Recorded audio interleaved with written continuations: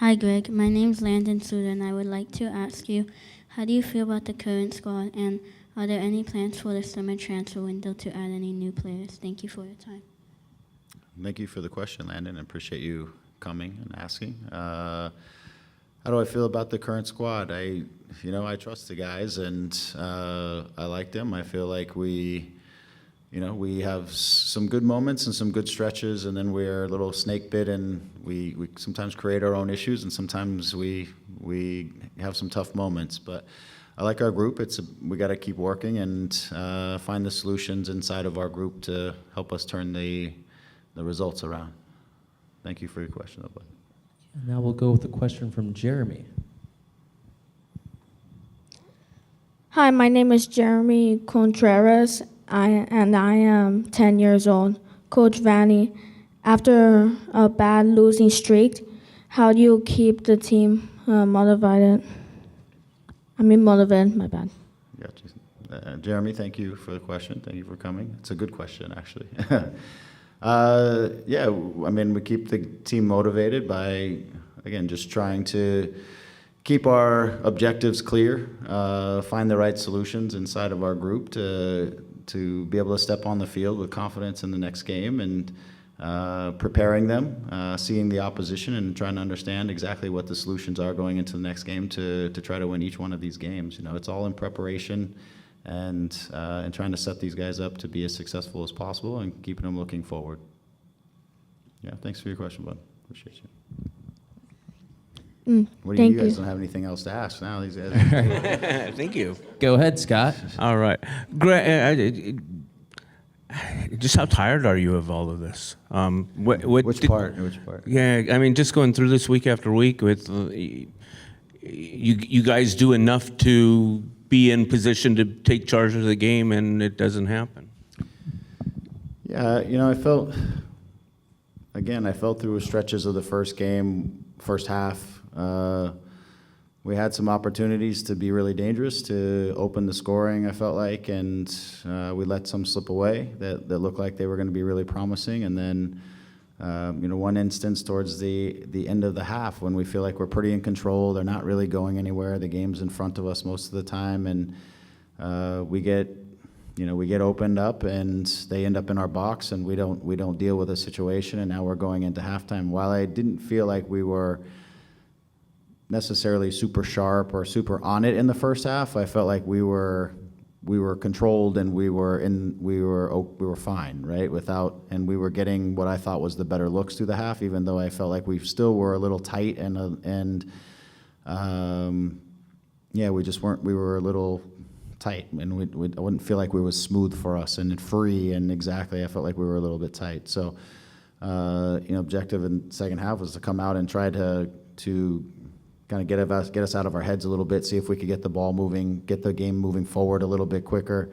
And then we concede after that, and so we shifted the group, which was the intention. As we got in about 10 minutes into the half, we were going to start to shift some pieces around, and we shifted around. We got Marco in. We sat him a little lower. We put some runners in front of him so that he could release some of our attacks, and I felt like we started to really build speed and momentum into the game, and obviously we started to build ourselves back in the game at 3-2, and I felt like we had all the momentum, and we were going to keep creating chances, and just kind of out of the blue is a penalty call that I haven't seen it, but for sure in the run of it live, I didn't see a penalty.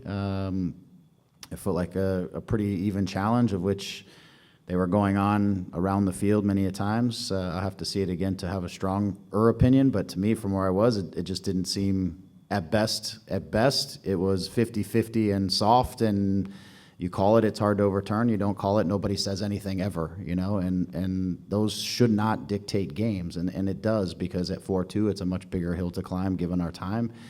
And it just took the momentum, and for me, a bit the steam out of the building and the momentum out of the team a little bit.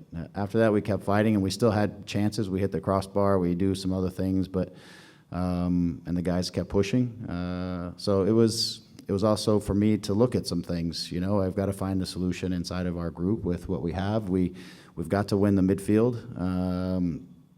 in these games, and we've got to be able to get ourselves moving forward. I think a little bit more freely. Sometimes I feel like we just keep going to sometimes the simple, basic option when we need to be more confident to play through the lines and build speed and to try to get ourselves moving with numbers into attacks. And defensively, again, I felt like pretty clean through stretches of it, and then we just make one mistake, and then it feels like the momentum is against us again, and then others come. The others, we've got to be way tougher. I don't know if that's the word, but like in transition moments, it's just too easy to get out from us. We don't foul, we don't impose ourselves in some of these situations, and what looks like we have numbers in between the ball and the attack, and we can impede it, or we can, again, end it, and we're kind of a little naive in those moments, and then we're dealing with things in our half and deep in our half. So there's things like that we have to clean up, because we were just leaving ourselves vulnerable over 90 minutes. Go ahead. Wow. Sorry about that. I was reading the response from the referee.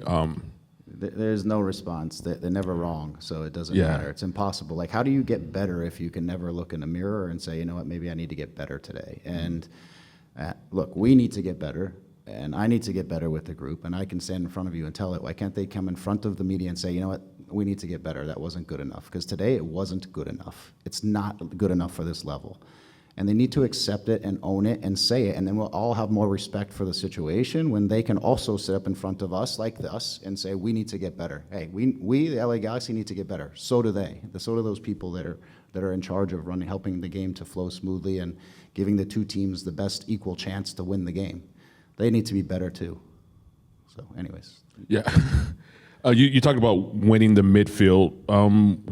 With this group, do you have to change maybe the mindset of players like Isaiah and Edwin a little bit there to sort of get things moving forward, or how do you?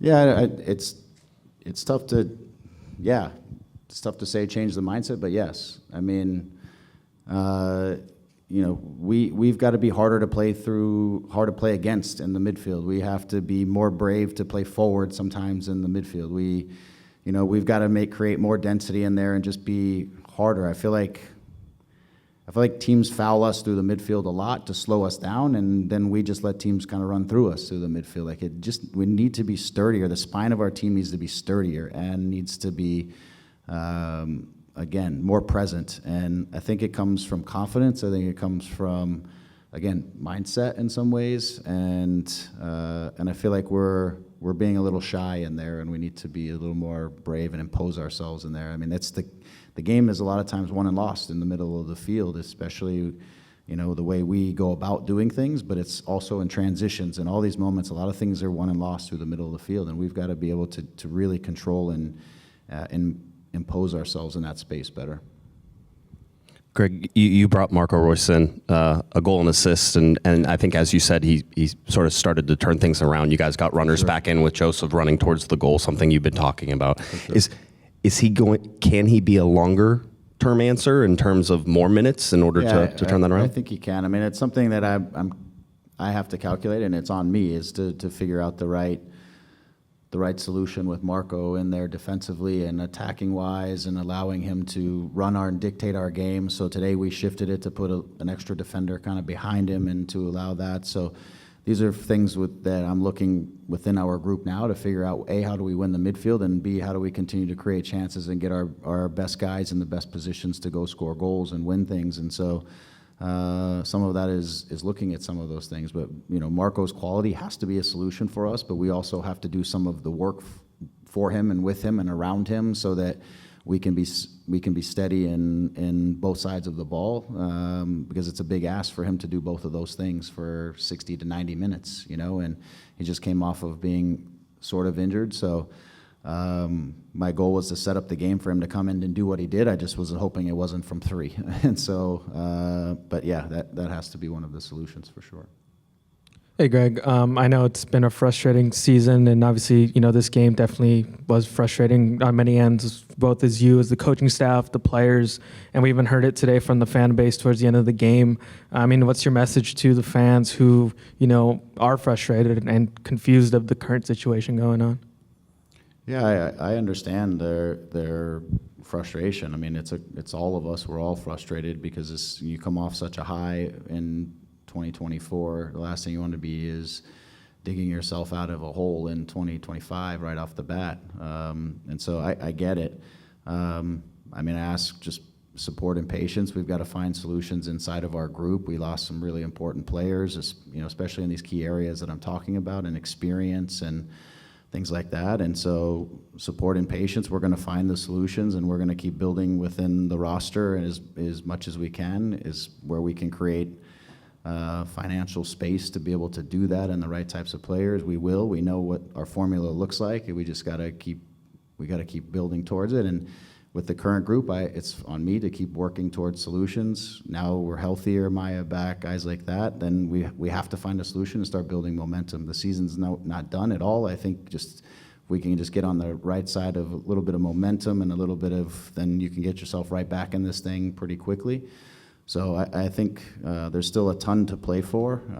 Again, just inside of this group of players, we're trying to find the right solutions, and we just have a group that some guys are having to take on much more responsibility than they've ever had to take on in the past in order to be here at the LA Galaxy at the champion, home of the champion, and now you have the pressure to take on some things that some of these guys have never had to do before, and so that we need to build them up, and I need to keep working with guys to bring them forward and to trust them and to put them out there to grow, and I'm confident these guys can get there, but we got to keep working through it and dig through it. So I completely understand it. I'm with them, but I'm focusing on solutions inside of this to try to keep moving our group to where we want to be. Like, we want to be fighting for the 7th ring, right? We're not there right this minute, but we're going to build towards it, and we're going to get there. But it's I can't tell you we're there today, that's for sure.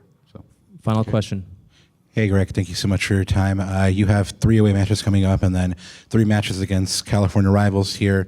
A tough stretch here coming up. How big is May for the success of this season? I mean, conceivably, if May goes badly, I mean, is mathematically, are you worried about where this team would be standing at the end of May? Thank you. Maybe, 2 things. One, I think we have to continue to build clarity on how we can be successful as a group and what that's going to look like for us, and resiliency, because it's 3 road games. So we've got to go on the road and really fight and be resilient and be tough and find solutions inside of these games. And but with all of these road games, if we can build that type of clarity and resiliency, there are lots of home games and stretches of home games in front of us where we're going to have to attack those to go get points as well. So there's ways we can grow in this next phase and go dig out some points and compete and fight together as a group and come home in a better, stronger position to try to take the home points that are going to come from being on the road, right? You got to make up the balance of this at some point, and so this is an opportunity for us just to dig deep and go out there and depend on each other and trust in each other and get some results and come home and build on that. So one game at a time for us is kind of where our mindset is right now. Thank you for your time, Greg. Okay, thanks everyone.